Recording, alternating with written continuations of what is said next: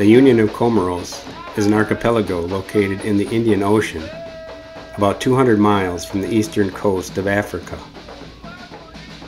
Grand Comore is the largest and youngest of the four main islands.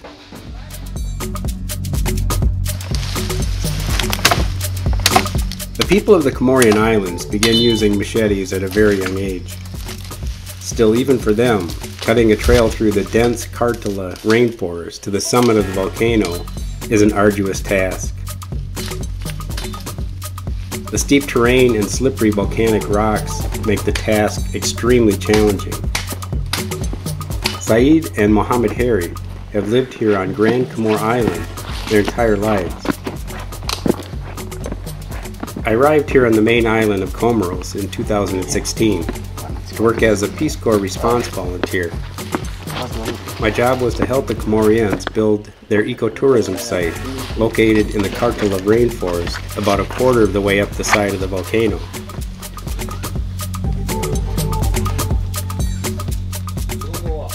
This is our second attempt to reach the volcano and see for the first time the enormous volcano crater with our own eyes.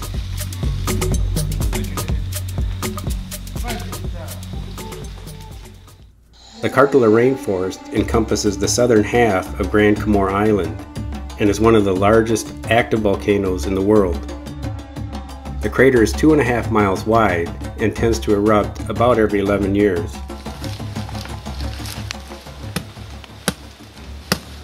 The Comorians want to build a trail to the summit as a part of their plan to attract ecotourism to the site and bring in much needed revenue.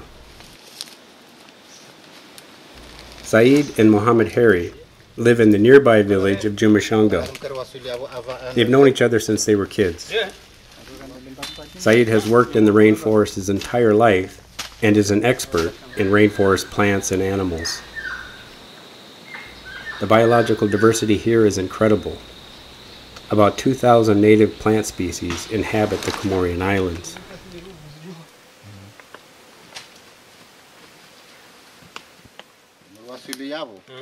Mohammed Harry is a stonemason by profession, but also spends much of his time in the rainforest. They are two of the founders of a small group of villagers who call themselves the Friends of New Baju Association.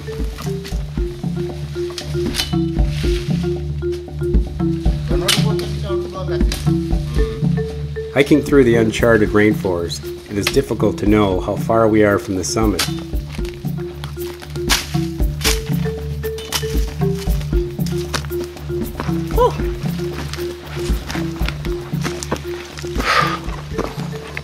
Finally, we break out of the rainforest and into the open, and it's quite a sight to see. The plants growing at this elevation are mainly stunted trees and shrubs. Still, cutting a trail through them is not easy.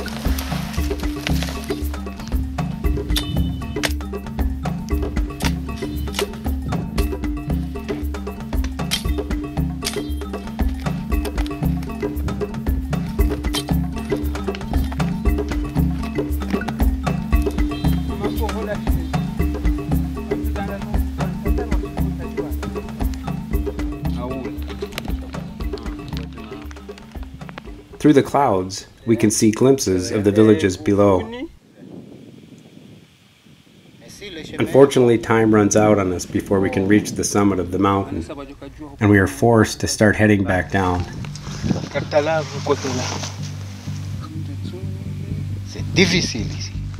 It's not easy to leave this beautiful place.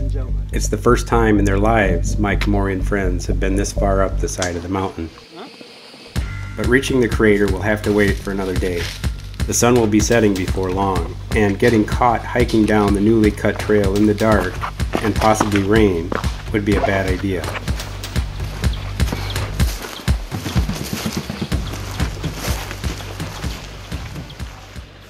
Moroni is the capital. It is a small, hustling and bustling city, complete with a harbor, large mosques, markets,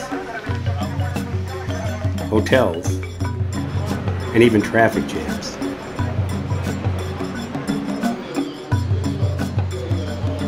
Comoros is filled with friendly, hard-working people. Comorian society is a bilateral descent system in which land and housing is passed down through the maternal line. Sunni Islam is the dominant religion, comprising 99% of the population. It's one of the poorest countries in the world. Yet for the most part, it is quite peaceful, tranquil, and safe. Fewer than 1 million people live in the Comorian Islands, making it one of the least populous, yet most densely populated countries in the world.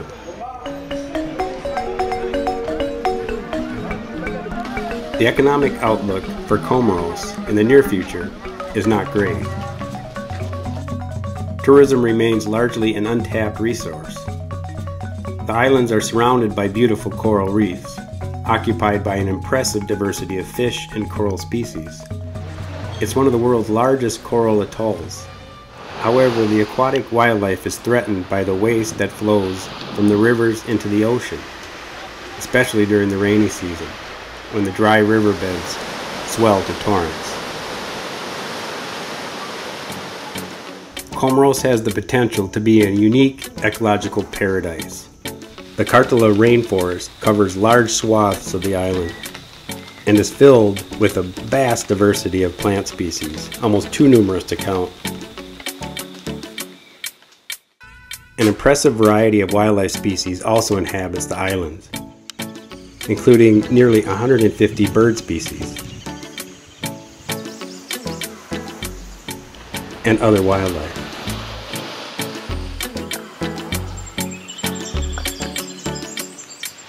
With its bright blue waters and white sandy beaches, it is truly a country ideally suited for ecotourism. Located about 3 miles from the ocean shores, up the slopes of Mount Karthala, is the ecotourism and historical site known as Numbaju. The site is being restored to help preserve the Comorian history and promote tourism.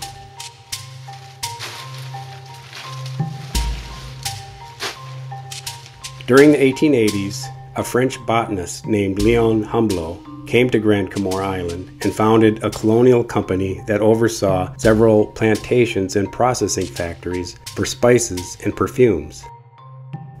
10 years later, Humboldt effectively controlled more than half of Grand Comore's land area, including several villages where most of the residents were indentured as slaves on his plantations. Il n'était pas mauvais parce que c'est lui qui a développé toute cette culture, mais il avait quand même l'idée des colons. Voilà, c'est tout ce que je peux dire. C'était un colon. Il amenait les esclaves. In 1912, he was sued by the French court because of the way he attempted to dominate and enslave Comorians. He died 2 years later and was buried in Numbaju. The Friends of Numbaju are refurbishing the colonial buildings, constructing a botanical garden, and hiking trails from Jumashungo village up the side of the mountain to Numbaju, and a new trail all the way to the top of Mount Karthala volcano.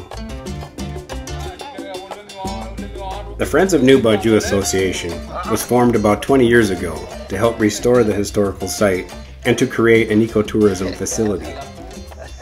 The old stone buildings, dating back to the late 1800s, are being preserved, including a small hospital, a bakery, a stone bridge, horse stables, and a jail.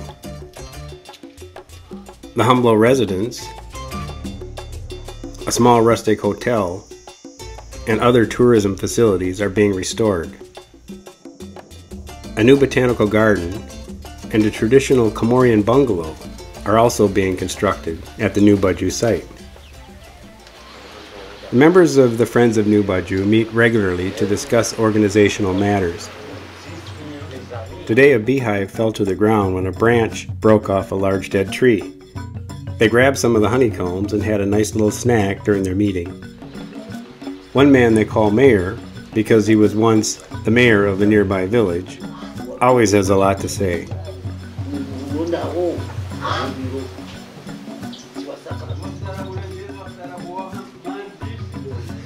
It was a good day for a hot pot of coffee, with plenty of sugar. Saeed spends most of his time up here in New Baju, but he also has a home down in Jumashungo village. Hamada likes to prank people by taking something from them when they're not looking and hiding it. That is probably one reason why they call him the thief. You have to watch him like a hawk. During the wet season, which lasts several months, it rains nearly every day in New Baju. The volcanic soil is so porous that even with all the rain, there is little standing water in Comoros. Most of the year it seeps into the ground almost as fast as the rain can fall.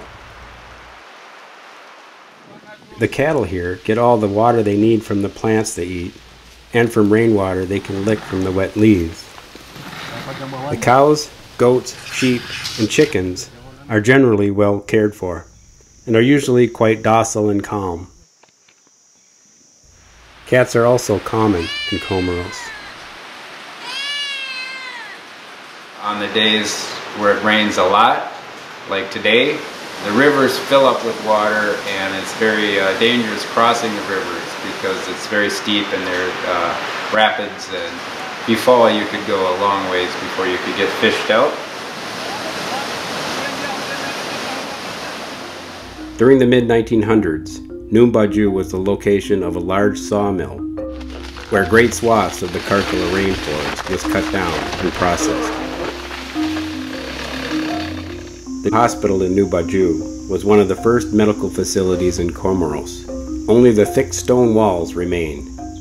Part of the old stone bridge, built during the time of Humblo, still stands and now serves as a footpath. New Baju is a favorite location on the island for school field trips. Here Comorian students can learn about the colonial history of Comoros and about the importance of preservation of the Karthala rainforest.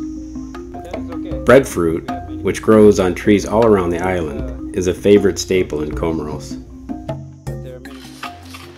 The Friends of New Baju are restoring the Humblo residence and have begun to create a nature learning center and a small museum. The view from the second floor window is astounding. Saeed and Hamada spend most of their days in New Baju, where they serve as caretakers. From here they can also work their fields, care for their cattle, make charcoal, and cut firewood. But they also take the time to just hang out, relax, and joke around. They call Hamada the chief of thieves because he always finds a way to get hired for work and always seems to finagle his way into getting the highest pay possible. And Saeed is the chief of the forest because if anyone has a question about rainforest plants, where they grow, what medical benefit they offer, they ask Saeed. The Friends of New Baju are building a traditional Comorian bungalow. It's been quite a while since they've constructed one, but they have no trouble remembering the old methods. Tamu, another longtime member of the Friends of New Baju, lends his expertise to the project as well. There are 3 species of trees used in the construction of the bungalow. Trees they call Msumgoma, Karanfu, and Mbili. Instead of nails, they attach the poles with ropes made from the bark of coconut trees. To make the rope, the bark is cut into strips and submerged in seawater for several days, then pounded until it's flexible. They begin the task of making the roof and walls by weaving coconut tree leaves into a rainproof mesh.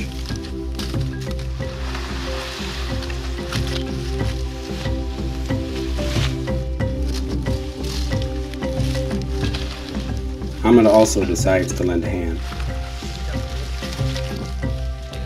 These tried and true methods have been handed down through the generations.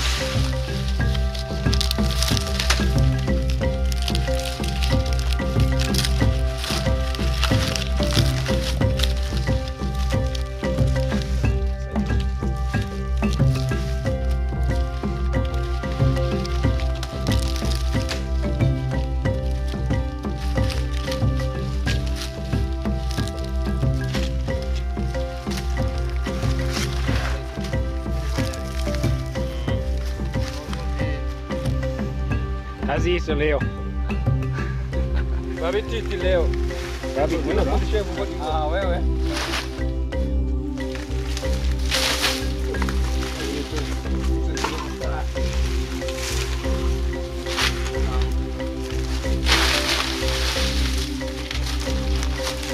Angalia ndio wasiao.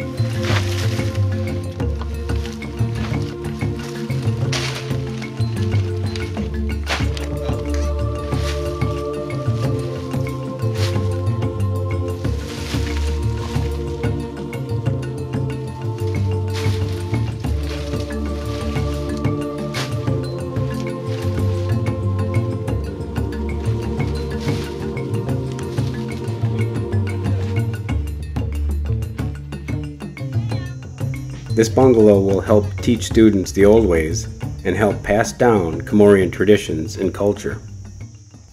The students seem to appreciate the new rain-proof bungalow. For many, it's the first time they've seen one. They hope the bungalow will also be of interest to visiting tourists. To enhance the New Baju ecotourism site, the old supply shed is being refurbished and will hopefully someday serve as a small museum. A new outhouse was constructed to accommodate tourists. And a new water tank was built to collect rainwater from the roof and channel it into a shower in the latrine below. A new all-purpose building is also being constructed that will serve as a restaurant and a gathering place. Another building is being refurbished and will serve as a small rustic hotel with sleeping quarters for eco-tourists. New Baju has several other historical buildings that remain partially intact. There's an old bread bakery, and several of the old stone stairways, constructed during the time of Humblo, are being restored. Another of Muhammad Harry's and Rajabu's projects is to repair the old stone stairway that leads up to the small rustic hotel in New Baju. Muhammad Harry is the master mason, and Rajabu serves as his apprentice. Hamada comes by to inspect the work and brings a small jackfruit for a snack. Stonework on a historical site can be a tedious and painstaking process. Le travail que je travaille au village, je suis en maçonnerie, je fais le bâtiment, le bâtiment en ciment. C'est mon travail que je travaille. There's also the Humblo gravesite. And the old jail is said to have been used to hold slaves. During the late 1800s, some 800 slaves were reported to have been brought over to Grand Comore Island from the African mainland to work the plantations. Improvements are also needed on the historical trail that leads from New Baju down the mountain to the village of Jumashungo. This old trail, dating back to colonial times, is being enhanced with benches and panels to display information about plant and wildlife species that inhabit the Karthala rainforest, for tourists and for Comorian students who hike up the trail to New Baju.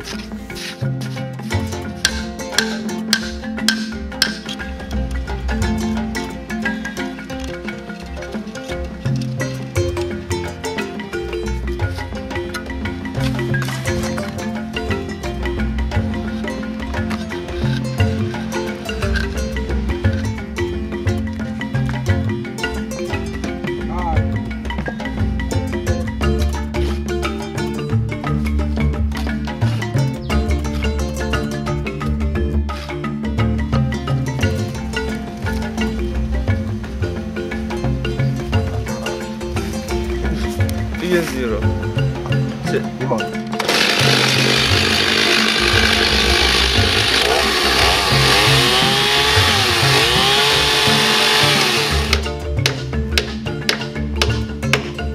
4,80, 3,20 m. C'est d'accord? Regarde. Il faut mettre encore. Another reason they call Hamida the thief is that he is a classic example of how to fake it until you make it. He's a hard worker, smart, easygoing, and always quick to joke and laugh. His French is not so good, and my Comorian is even worse, yet somehow we were able to communicate in basic French, and we rarely had trouble understanding each other, as we worked together on many different projects. It seems no language barrier is too big for Hamida to figure out how to get the job done and make a nice profit in the process. Mohammed Harry's French is better than mine, so communicating for us was never a big problem.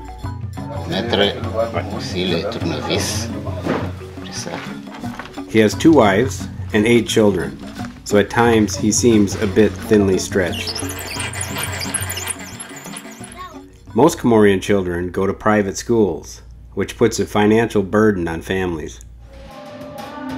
Still, the literacy rate for youth is reported to be over 80%, which for a country as poor as Comoros is quite good.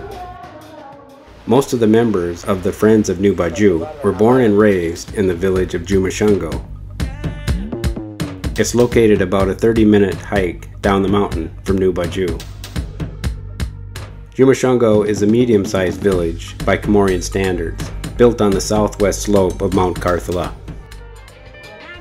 The village center is located on a rare flat area and is where the Comorians gather for celebrations and to hold political assemblies. Comorians take their religion and their politics very seriously.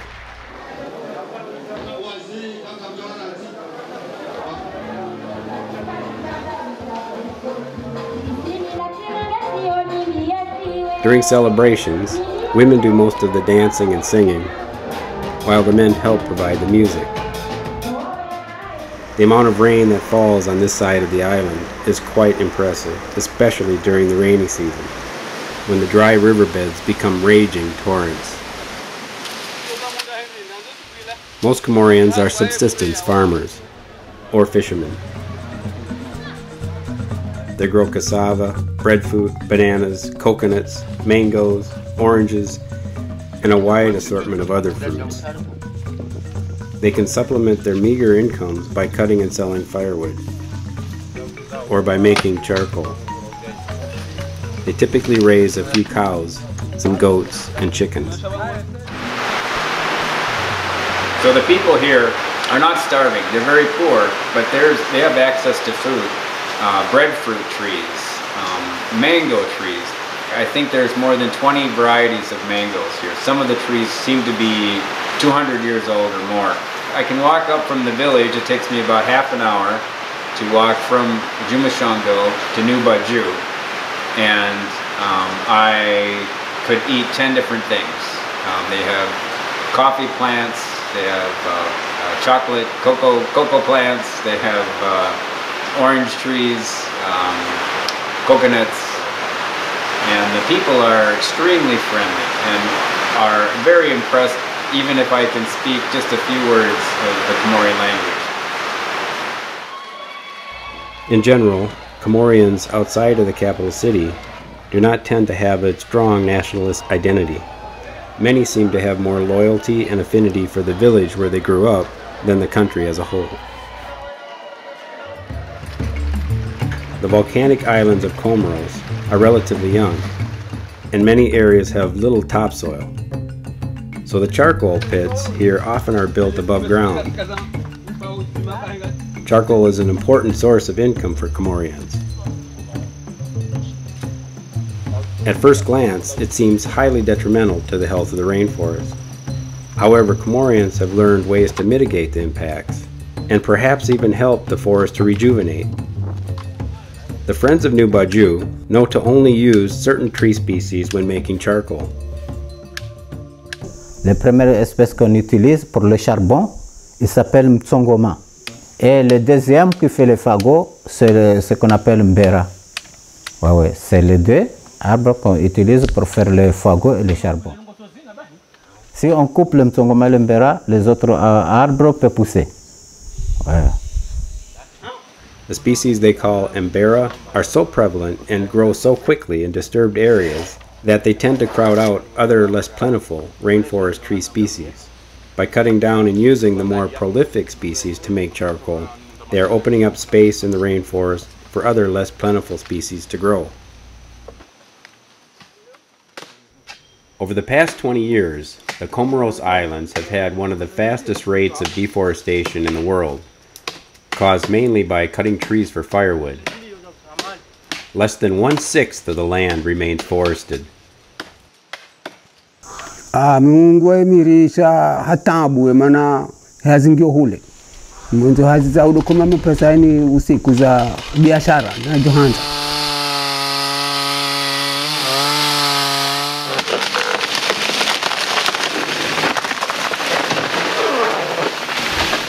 Comorians know that cutting down the rainforest is a bad idea. But for many, there's no other way to make money to feed their children and send them to school. Still, if nothing is done to dramatically slow the rate the trees are cut down, soon there will not be much left of the Karthala rainforest. That is why it is so crucial that Comorians are able to find new ways to earn a living on the island and see the economic benefits of preserving the rainforest. That is where ecotourism comes into play.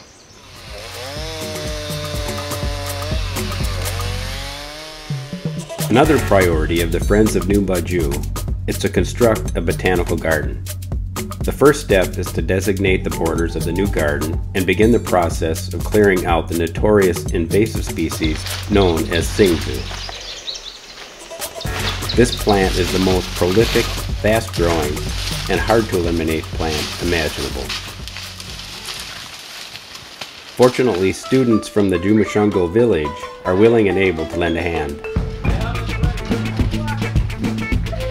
In addition to their native language, Comorians learn to speak French in school, and even some English. They are virtually all followers of the Islamic religion. Drugs and alcohol are strictly forbidden. Yet they never seem to have trouble finding ways to have fun.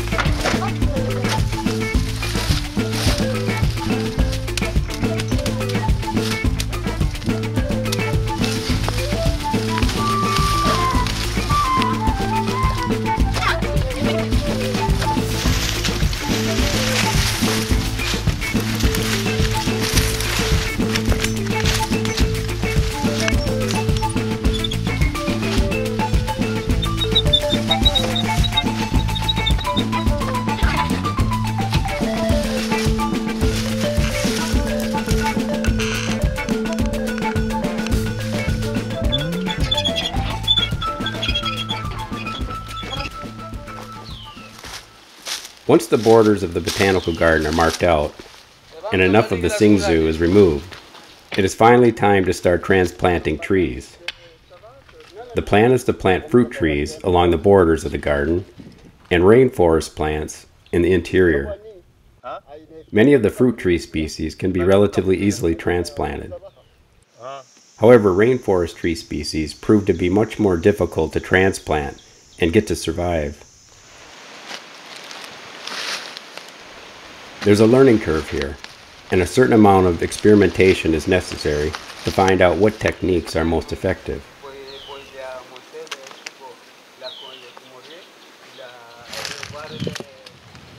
Tamu is skilled in many types of work. One of his jobs is to make small stone retaining walls to help control the erosion in the botanical garden.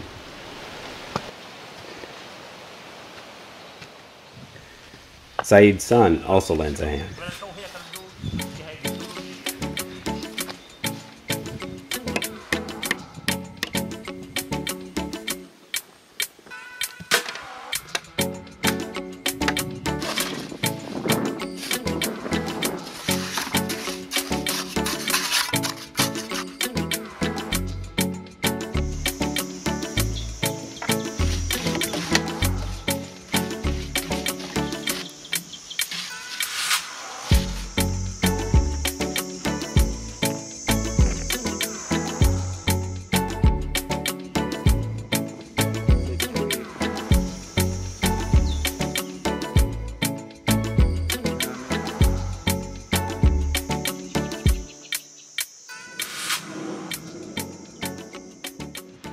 Comoros archipelago consists of 3 main islands, Grand Comore, Moheli, Anjouan, and a 4th island, Mayotte, remains a disputed French overseas territory.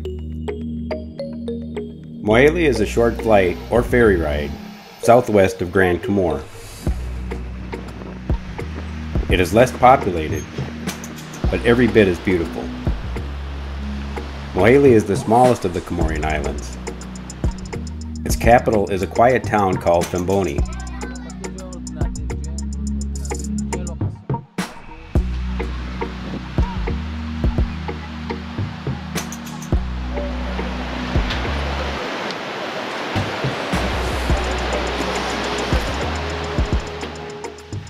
Its secluded beaches are a key nesting site for green turtles.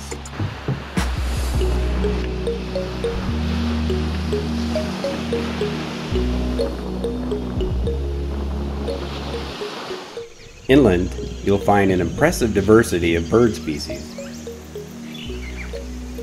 and even a primate, the mongoose lemur.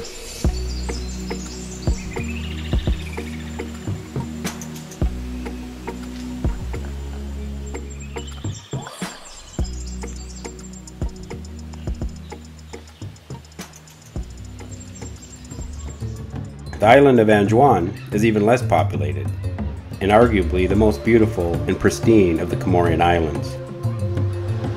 Mutsamadou is its hustling capital.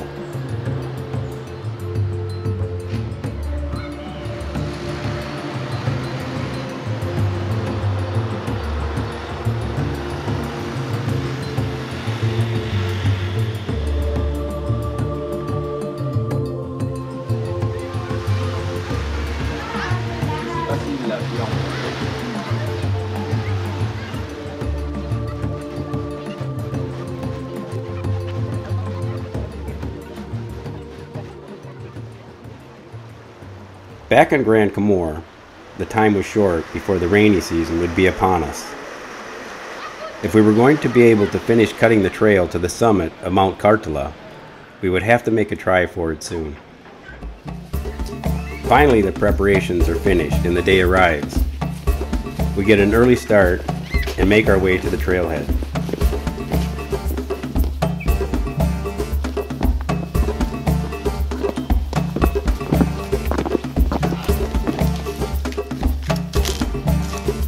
When we told the villagers about our plan to make a trail to the top of the mountain, we heard many superstitions about why this was not a wise thing to attempt. One story warned us that we would be turned into goats if we tried to build a trail up to the volcano crater. And another story said that it would be impossible to build a trail from this side of the island because of a great barrier directly in our way. Now, we were pretty sure we weren't going to be turned into goats, and with the help of Google Maps, we could see that if we hugged the side of the river to the north of us, we would be able to navigate around the large cliff that might have required specialized climbing gear.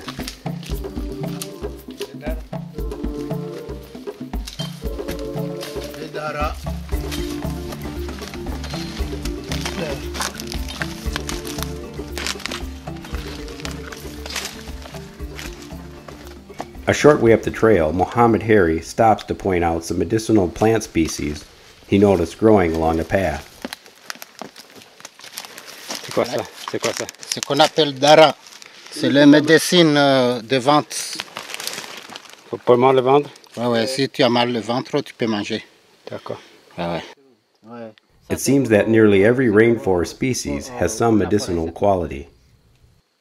Bon, la maison des perques noirs, comme la maison de la trou, le trou là des arbres.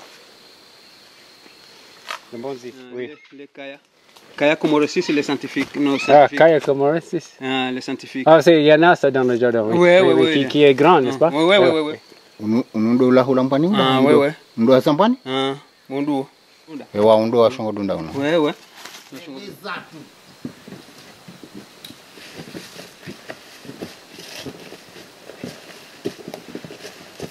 Si. Saeed points out a plant species that we have not yet transplanted into the new botanical garden in New Baju. Il en a... Ce n'est pas comme celui-ci. Non, c'est quoi que c'est différent parce que Ah ouais, c'est différent. C'est différent. Bon, ça reste le...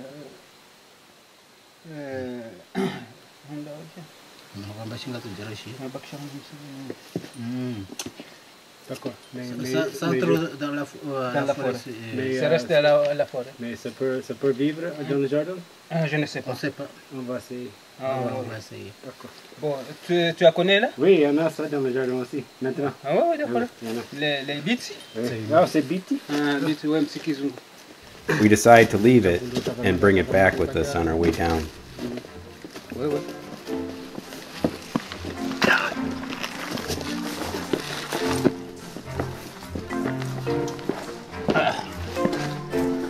By late afternoon, we find ourselves at the spot where we had turned back during our last attempt to reach the summit. But this time we brought enough gear with us to spend a cold night near the crater, so we push on.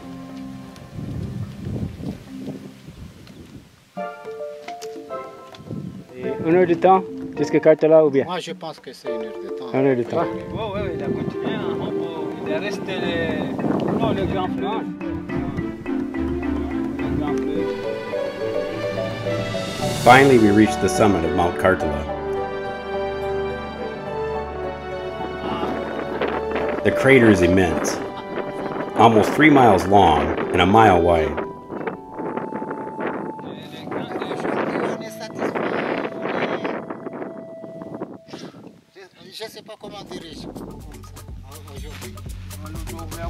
It is mostly dormant now, with only a small amount of steam being released. However, we know the volcano erupts about every dozen years or so, and it just so happens that it's been about that amount of time since the last eruption, when it sent lava down the side of the volcano and into the villages below.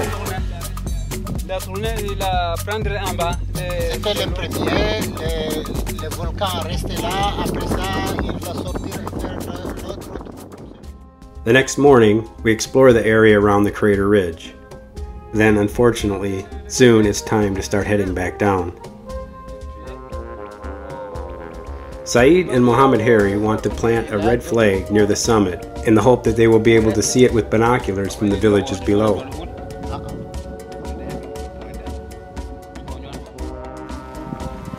They place a small Comorian and American flag next to it to commemorate successfully reaching the summit, the first trail from this side of the island.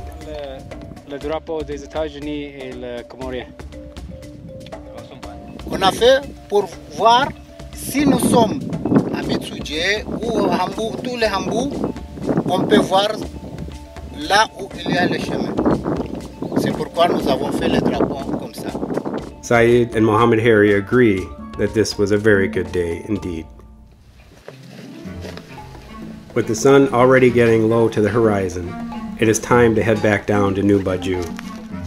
Once word gets out that a new route to the top of the Karthala volcano has been opened up, the hope is that ecotourists will find their way to New Baju and will want to hire guides who can bring them along the trail through the rainforest, up the mountainside, to the top of the great Karthala volcano. The Comorian people are very resilient and self-sufficient. They know that a better future is possible, and it depends on the protection of the Karthala rainforest. The Friends of New Baju Association has been working for many years to make the possibility of ecotourism in Comoros a true reality. The Union of the Comoros has great potential. If the government and the people can work together, along with organizations like the U.S. Peace Corps, they can improve their lives and at the same time protect the beaches, the coral reefs, and the great rainforest on the slopes of Mount Karthala.